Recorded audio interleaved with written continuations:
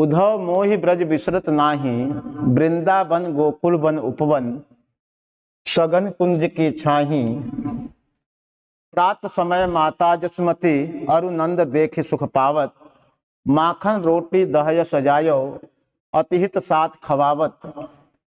गोपी ग्वाल बाल संग खेलत, सब जिन हसत सिरात, सूरदास धन धनि ब्रजवासी, जिनसो हित जदुतात।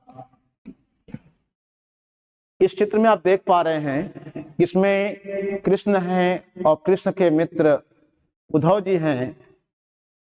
एक दिन की बात है जब कृष्ण गोकुल ब्रज वृंदावन से मथुरा गए हैं और वहां के राजा हो गए हैं। तो एक दिन बड़े सोच विचार में बैठे हुए थे,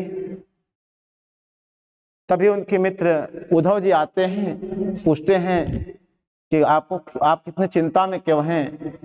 कृष्ण उद्धव से कहते हैं कि उद्धव मोहि ब्रज विसरत नाही।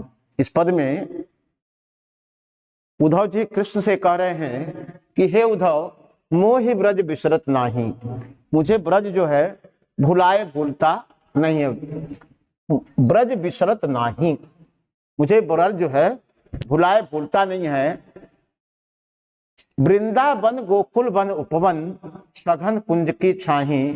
और क्या नहीं भूलता है तो कह रहे वृंदावन गोकुल वन उपवन, वृंदावन के गोकुल वन उपवन बाग बगीचे, जो वृंदावन के उपवन हैं, जो बाग बगीचे हैं, और सघन कुंज की छाही, और वहां की जो सघन बगीचों की सघन छाया है वह मुझे भुलाए भूलती नहीं है। और आगे सूरदास लिख रहे हैं, प्रात समय माता जसमती, अरु नंद देखे सुख पावत। कृष्ण उद्धव से कह रहे हैं, प्रातः काल होते ही वहां माता जसमती, माता यशोदा, अरु नंद देखे सुख पावत, और नंद बाबा को जो देखकर सुख मिलता था उसका मैं वर्णन नहीं कर सकता हूं। माखन रोटी दहय सजायो, और माता यशोदा माखन रोटी और उस पर दही लगाकर, माखन पर रोटी पर माखन लगाकर और उस पर दही लगा करके अतिहित साथ खवावत, अत्यंत प्रेम के साथ खिलाती हैं। गोपी ग्वाल बाल संग खेलत, सब दिन हसत सिरात, और वहां गोपियों और ग्वालों के साथ खेलते हुए, गोपी ग्वाल बाल संग खेलत, सब दिन हसत सिरात। सिरात मतलब व्यतीत हो जाता था या बीत जाता था।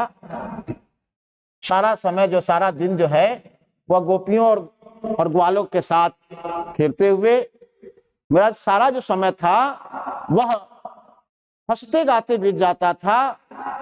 तो आगे लास्ट लाइन में सूरदास लिख रहे हैं, सूरदास धनी धनी ब्रजवासी, जिनसो हित जदुतात। जिनसो हित जदुतात, अर्थात जदुतात का अर्थ है कृष्ण।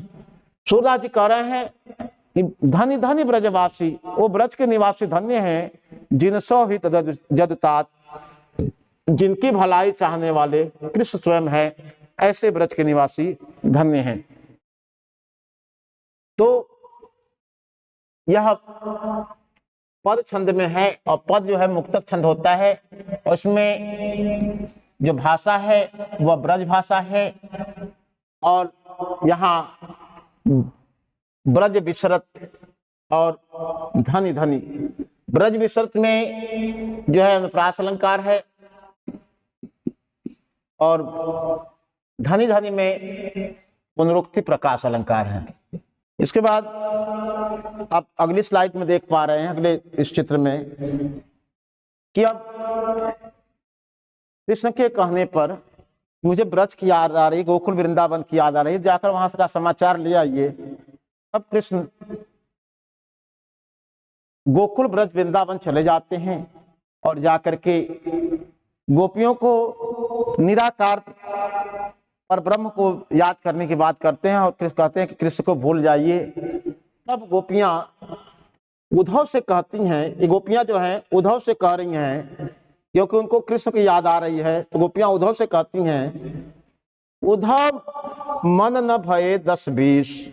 गोपियां उद्धव से कह रही हैं, उद्धव मन न भये 10-20। सूरदास लिखते हैं, गोपियां उद्धव से करे, उद्धव मन न भये 10-20, एक हुतौ सो गयो श्याम संग, कौ अवराध है ईश, इंद्र शिथिल भय केशव बिनु, ज्यों देहि बिनु शीश, आशा लागी रहती तन श्वासा, जीवहि कोटि बरीस, तुम तो सखा श्याम सुंदर के, सकल सकल जोग के ईश, सूर हमारे नंद नंदन बिनु, और नहीं जगदीश। तो यहाँ गोपियां उद्धव से कह रही है कि हे उद्धव, मन न भये 10-20, हे उद्धव जी हमारे पास 10-20 मन नहीं है, और हमारे पास एक ही मन था। एक हुतौ सो गयो श्याम संग, जो एक हमारे पास मन भी एक था, वो एक कृष्ण के साथ चला गया है। एक हुतौ सो गयो श्याम संग, अब को अवराधेश, अब आप बताओ किस मन के द्वारा आपके जो परब्रह्म के बारे में बता रहे हैं, निराकार परमात्मा के बारे में बता रहे हैं, किस मन के द्वारा उसकी आराधना करें। और आगे गोपियां कह रही हैं, इंद्र शिथिल भय केशव बिनु, ज्यों देहि बिनु शीश। हमारी इंद्रियां जो हैं कृष्ण के बिना शिथिल हो गई हैं, और वैसे शिथिल हो गई हैं ज्यों देहि बिनु शीश, जैसे शीश के बिना, सिर के बिना शरीर शिथिल हो जाता है, ऐसे ही हमारी इंद्रियां जो हैं कृष्ण के बिना शिथिल हो गई हैं। आशा लागी रहती तन श्वासा, और हम इस आशा लागी रहती तन श्वासा, जीव ही कोटि बरीस। और गोपियां आगे कह रही हैं उद्धव से, आशा लागी रहती तन श्वासा, इस आशा में हमारे शरीर में श्वास चल रहा है कि कृष्ण आएंगे और कृष्ण से हमारा मिलन होगा। इस आशा में हम जीव ही कोटि बरीस, जीव ही कोटि बरीस, अर्थात हम कोटि बरीस, करोड़ों वर्षों तक, करोड़ों वर्ष तक जीव ही मतलब जीवित रहेंगे। तुम तो सखा श्याम सुंदर के, और तुम अपने आप को, गोपियां उद्धव से कह रही हैं, तुम तो सखा श्याम सुंदर के, तुम इस कृष्ण के मित्र हो, और सकल जोग के इस, और बहुत सारे उपायों, जोग मतलब उपाय या युक्ति, और तुम बहुत सारी युक्तियों या उपायों को जानने वाले हो। सकल जोग के इस मतलब स्वामी, तुम बहुत सारे उपायों को जानने वाले हो, और अपने आप को तुम तो सखा श्याम सुंदर की, तुम तो अपने आप को कृष्ण का मित्र बताते हो। और लास्ट में गोपियां कहती हैं, सूर हमारे नंद नंदन बिनु, और नहीं जगदीश। और गोपियां कहती हैं उद्धव से कि हे उद्धव, हमारे नंद नंदन अर्थात नंद का पुत्र कौन, तो कृष्ण, श्री कृष्ण के अतिरिक्त और नहीं जगदीश, और कोई दूसरा हमारा जगदीश या ईश्वर या स्वामी नहीं है। ऐसा कह करके गोपियां उद्धव से कहती हैं कि अब हमें दूसरे के बारे में न बताएं, क्योंकि हमारा एक मन था वो कृष्ण के साथ चला गया है, और कृष्ण के अलावा हमारा कोई दूसरा ईश्वर नहीं है। इसलिए हम अब किसी दूसरे मन के द्वारा, कोई दूसरा मन भी हमारे पास नहीं है जिससे हम आपके बताए गए परब्रह्म की आराधना करें, ऐसा कहती है। इसमें आप काव्यगत विशेषताओं को देखें तो इसमें ज्यों इंद्र शिथिल भय केशव बिनु, ज्यों देहि बिनु शीश, इसमें केशव के बिना जैसे इंद्रियां शिथिल हो गई है, तो यहाँ ज्यों देहि बिनु शीश, तो यहाँ उसका दृष्टांत दिया गया, दृष्टांत अलंकार है, दृष्टांत अलंकार है, क्योंकि इसका उदाहरण दिया गया, जहां उदाहरण दिया जाता है वहां दृष्टांत अलंकार होता है। और यहाँ 100 वर्ण की आवृत्ति हुई है, सखा श्याम सुंदर, इस कारण यहाँ अंतरास अलंकार है। और इसमें भी ब्रज भाषा का उपयोग किया गया है, और पद छंद है। और विद्यार्थी इन दोनों पदों पर आधारित आगे कुछ प्रश्न दिए गए हैं, जिसको आप अपने उत्तर पुस्तिका में अभ्यास के लिए करेंगे। प्रयुक्त पद्यांश का संदर्भ लिखिए, रेखांकित अंशों की व्याख्या कीजिए, और जो रेखांकित अंश दिया गया है, ये रेखांकन किया गया है ये 4 लाइनों में, इसकी आप अपने उत्तर पुस्तिका में व्याख्या करेंगे। और साथ ही एक प्रश्न पूछा गया आपसे कि नंद बाबा और माता यशोदा के श्री कृष्ण के प्रति प्रेम का वर्णन कीजिए। नंद बाबा और माता यशोदा के प्रति श्री कृष्ण का जो प्रेम है उसका वर्णन कीजिए। इसको अपने शब्दों में आप इन काव्यों की सहायता से, इस काव्य में जो बताया गया है इस काव्य की सहायता से आप इस प्रश्न का उत्तर देंगे। इसके बाद हम अगले पद पर चलते हैं। आप यहां देख पा रहे होंगे, यह स्लाइड में देख रहे हैं,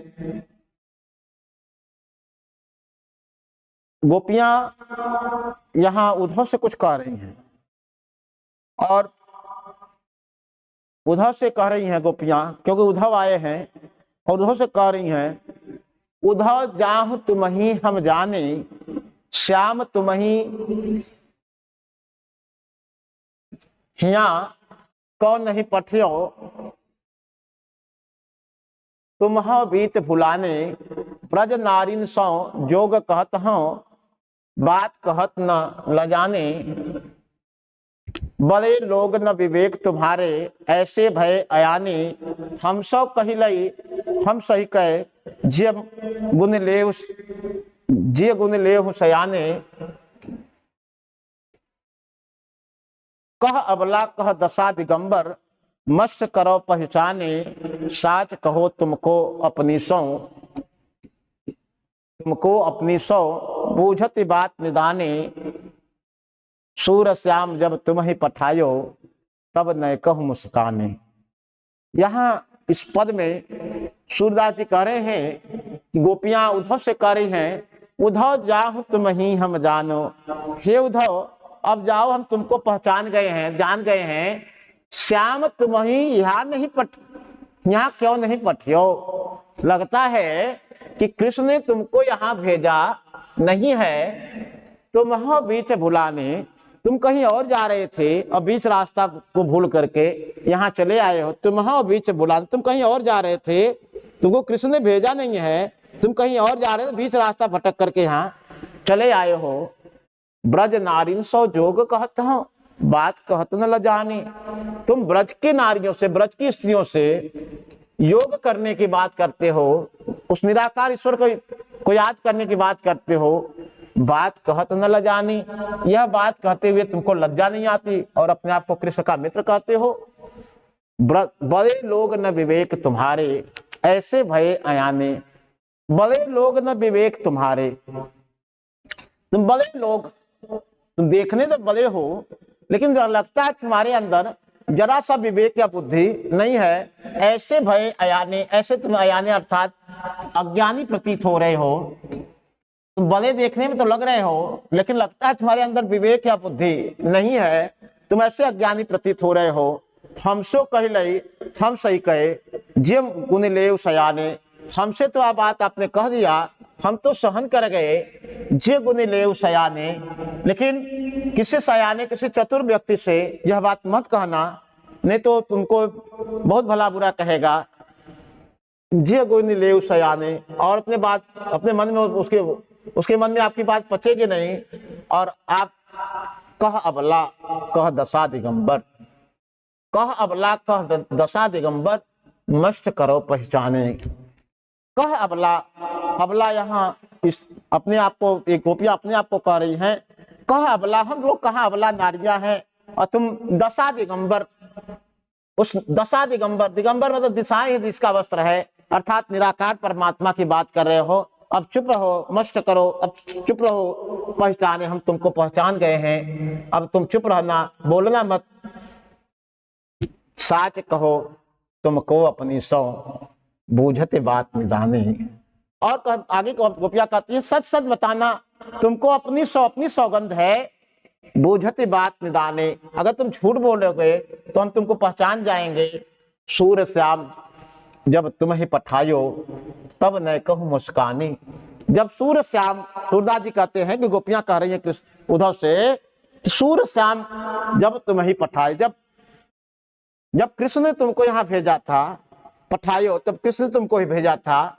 तो तब न कहूं मुस्काने, तब क्या कुछ मुस्कुराए थे, अगर मुस्कुराए होंगे तो अवश्य ही तुमको जो है अपमानित करने के लिए यहाँ भेजे होंगे, इसलिए हे उद्धव तुम जहाँ से आए हो वहीं लौट जाओ। इसमें इस छंद जो है वह पद छंद है जो मुक्तक छंद के अंतर्गत आता है, और इसमें कह अबला कह दशा दिगंबर, यहाँ अनुप्रास अलंकार का उपयोग हुआ है। अगला काव्य देखें।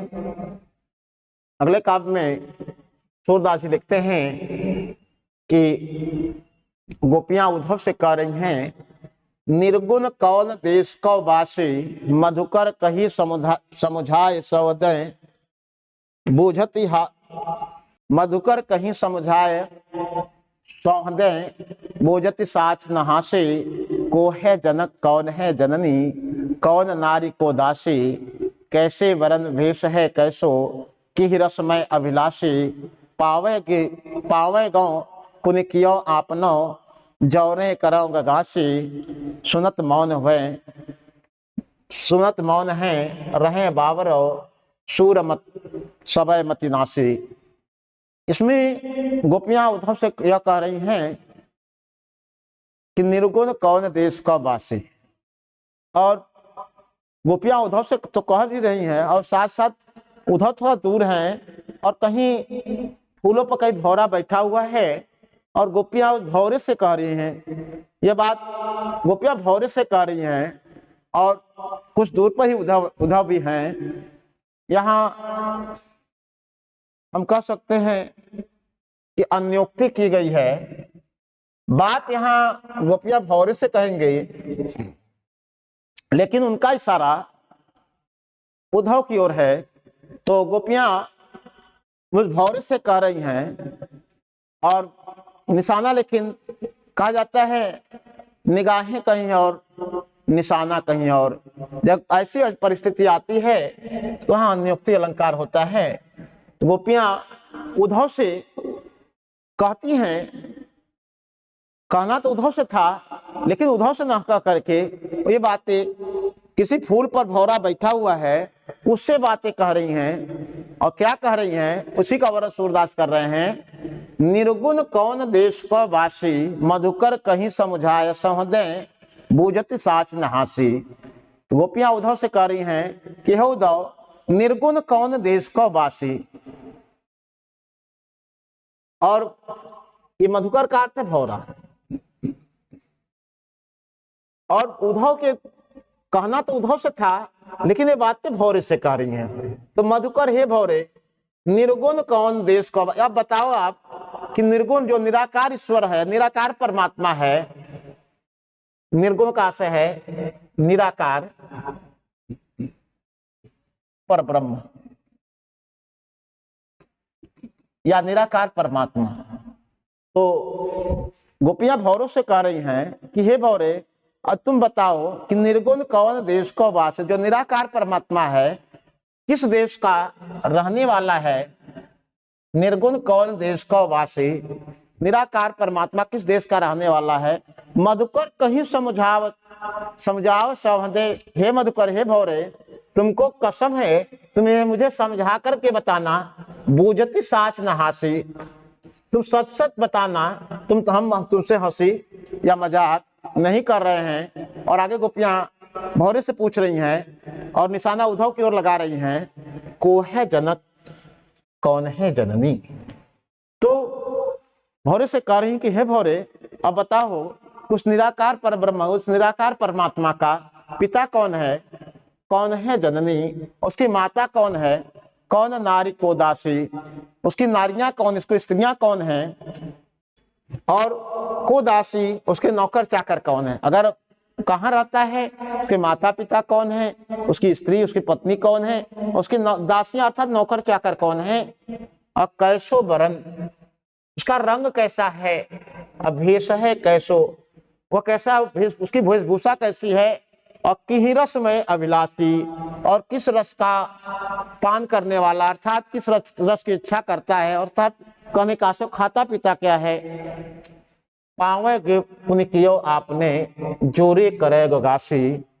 यदि पावे गे पुनि कियो आपने, और पुनः हम आपसे बता देना चाहते हैं, यदि तुम गासी मतलब हमसे छल करोगे, झूठ बोलोगे, तो अपने किए का दंड प्राप्त करोगे। पावोगे पुण्य कियो आपने, जोरे करोगे गासी।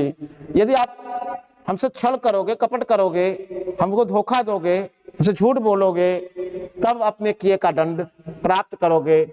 सुनत मौन वह रहे बावरो, सुनत मौन वह रहे बावरो, पूर समय मतिनासी।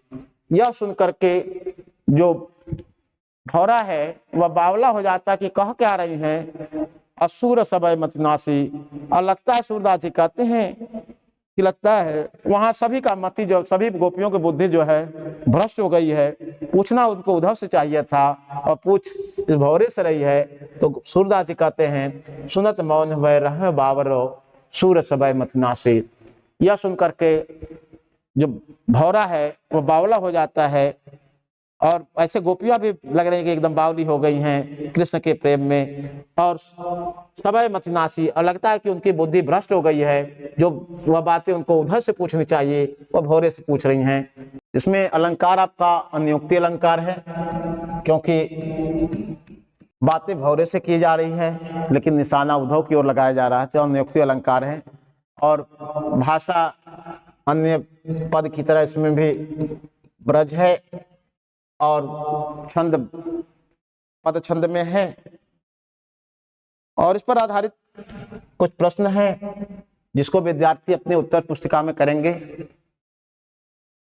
पहला है, उपर्युक्त पद्यांश का संदर्भ लिखिए। तो पद्यांश आपको पता है कि पद हिंदी के पद से लिया गया है, जिसके रचयिता सूरदास जी हैं। और जो रेखांकित अंश किया गया है उसकी आप विद्यार्थी अपनी कॉपी में व्याख्या करेंगे। उसमें रेखांकन जो किया गया है उसकी विद्यार्थी व्याख्या करेंगे और इसको इनकी व्याख्या विद्यार्थी अपनी उत्तर पुस्तिका में करेंगे। और उसके साथ एक प्रश्न और पूछा गया आपसे है कि प्रस्तुत पद्यांश में गोपियों ने उद्धव को तुम्हें लाज न आती शब्द क्यों कहे? गोपियां यहां तुम्हें लाज न आती यह शब्द क्यों कहा? अर्थात कह अबला कह दक्ष, यहां कहा यह बात कहते हुए कह अबला कह दशा दिगंबर चुप नष्ट करो पहचाने। अर्थात यह बात कहते हुए तुमको लाज नहीं आती, चुप रहो, क्योंकि तुमको हमसे तो कह गए, हम यह बात सहन करने वाले नहीं। तुम अपने आप को कृष्ण का मित्र कहते हो और उनको भूल करके हमें निराकार परमात्मा को याद करने की बात करते हो, यह उचित नहीं है। इसका आप उत्तर देंगे। लास्ट जो पद का लास्ट छंद है, लास्ट पद है, इस चित्र में आप देख पा रहे होंगे ये कोई यात्री है जो गोकुल वृंदावन से मथुरा को जा रहा है और यशोदा से रास्ते मिलती है और यशोदा उससे कह रही है। उसी का वर्णन यहाँ सूरदास जी करते हैं। सूरदास जी कहते हैं, संदेशो देवकी सो कहियो, हाँ तो धाय तिहारे सुत की दया करती रहियो, यद्यपि टेव तुम जानत उनकी, तब मोही कही आवे, प्रात होत मेरे लाल लवे तो, प्रात होत मेरे लाल लवे तो,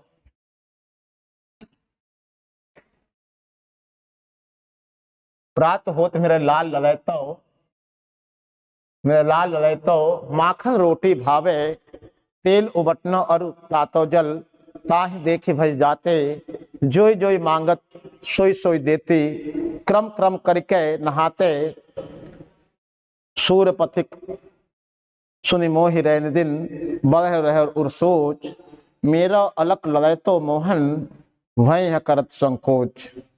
इसमें कवि सूरदास जी कहते हैं कि माता यशोदा यात्री से कह रही है जो मथुरा गोकुल वृंदावन से मथुरा की ओर जा रहा है, उससे अपना संदेशा देवकी को भेज रही है, माता यशोदा अपना संदेशा पथिक के माध्यम से देवकी को भेज रही है और देवकी से यह संदेशा कहती है कि संदेशो देवकी सो कहियो। माता यशोदा देवकी से कह रही है, देवकी से यह कहने के लिए पथिक से कह रही, हे पथिक, हे यात्री, यह मेरा संदेश तुम देवकी से कहना और बता देना देवकी को, हाँ तो धाई तिहारे सूत की दया करत ही रहियो या मया करत ही रहियो, हाँ तो धाई तिहारे सूत की। सूरदास जी कहते हैं कि माता यशोदा कह रही है पथिक से, तुम देवकी से कहना कि हो तो धाई, धाई का अर्थ होता है पालन करने वाली माँ, पालन करने वाली माँ जो है वो धाई कहलाती है। हो तो धाई तिहारे सूत की, मैं तो असूत का अर्थ होता है पुत्र, मैं तो तुम्हारे पुत्र की पालन करने वाली माता हूं और फिर भी मैं चाहती हूं दया करत ही रहियो, उस पर तुम दया करना, उसको मारना और ना मत, उसको डांटना मत। यद्यपि केवल तुम जानत उनकी, यद्यपि उनकी तुम आदतें जान गई होंगी, तो मोही कया, फिर भी मैं तुमसे कहना चाहती हूँ, प्रात होत मेरे लाल लवे तो माखन रोटी भावे। प्रातः काल होते ही मेरे लाडले पुत्र को माखन रोटी खाना अच्छा लगता है। तेल उबटनो और तातु जल ताहि देखे भज जाते। और वो जब तेल उबटन, क्योंकि वो बचपन में ही कृष्ण यशोदा के पास रहे हैं, तो कह रही है कि प्रातः काल होते ही मेरे लाडले पुत्र को माखन रोटी खाना अच्छा लगता था। अब तेल उबटन और तातो जल ताहि देखी भज जाते। तेल उबटन और गर्म तातो जल का अर्थ है गर्म जल। तेल उबटन और गर्म जल देख करके ताहि देखी भज, उसको देख करके भाग जाते, अर्थात न तो उबटन लगवाना चाहते, न तो तेल न तो उबटन लगवाना चाहते और न तो स्नान करना चाहते हैं। तो उसको स्नान करने के लिए मैं जोई जोई मांगत सोई सोई देती, क्रम क्रम करके नहाते। तो जो जो मांगते हैं वह उनको मैं देती हूँ, तो क्रम क्रम करके नहाते, फिर क्रम क्रम करके अर्थात धीरे धीरे करके स्नान करते हैं। आगे माता यशोदा कह रही है, सूर पथिक सुनि मोहि रैन दिन बह रह सोच। हाँ, तो यहाँ माता यशोदा कह रही है, सूरदास जी कहते हैं माता यशोदा कह रही है कि पथिक सुनी मोहि रैन दिन, ये पथिक मुझे यह भी कहना कि मुझे मोहि रैन दिन, मुझे रात दिन यह चिंता लगी रहती है, बह रहर सोच, मेरे हृदय में यह चिंता बहती रहती है कि मेरा अलख लवे तो मोहन, अलख लवे तो का अर्थ है मेरा लाडला जो पुत्र है, अलख लवे तो मेरा जो लाडला पुत्र मोहन अर्थात कृष्ण है, मेरा लाडला पुत्र जो कृष्ण है वह है करत संकोच, कुछ मांगने में आपको संकोच करता होगा, इसलिए मैं उनकी आदतों को देना चाहती हूँ। आप उन आदतों को जान ले और उन संसार उनको आप ये सारी चीजें देते रहें या ध्यान रखें। यह बात बताते हुए वह पथिक को भेजती है कि यह बातें जा करके तुम देवकी को बता देना, ऐसी बात कह करके भेजती है। और यह बात जा करके पथिक कृष्ण की माता देवकी को यशोदा माता का संदेश देती है। इसमें आप पाएंगे कि पद जो है यह छंद पद है और यह ब्रज भाषा में लिखा गया, सूरदास द्वारा लिखा गया है। और इसमें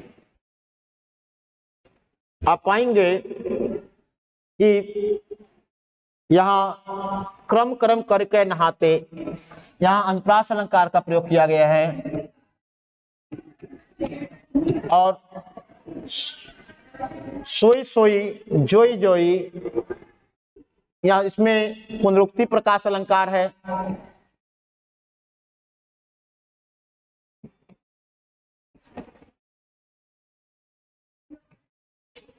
पुनरुक्ति प्रकाश अलंकार का प्रयोग किया गया है।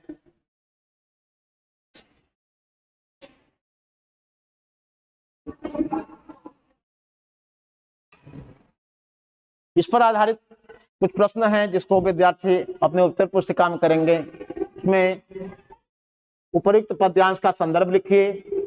जो पद से लिया गया उसके रचयिता सूरदास जी हैं। कुछ रेखांकित पंक्तियां की गई हैं, उसकी आप व्याख्या कीजिए।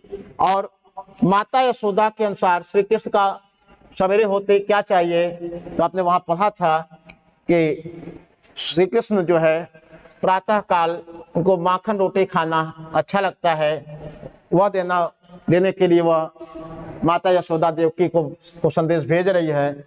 आप इसमें इन चार पंक्तियों की आप अपने कॉपी में व्याख्या करेंगे। तो उम्मीद है कि आप इस पाठ को समझ पाए होंगे और इसको उत्तर पुस्तिका में लिखेंगे और इसको बार बार देख करके अभ्यास करेंगे ताकि आपके लिए उपयोगी हो। इसी के साथ आपको शुभकामना देते हुए हम इस पाठ को समाप्त करते हैं।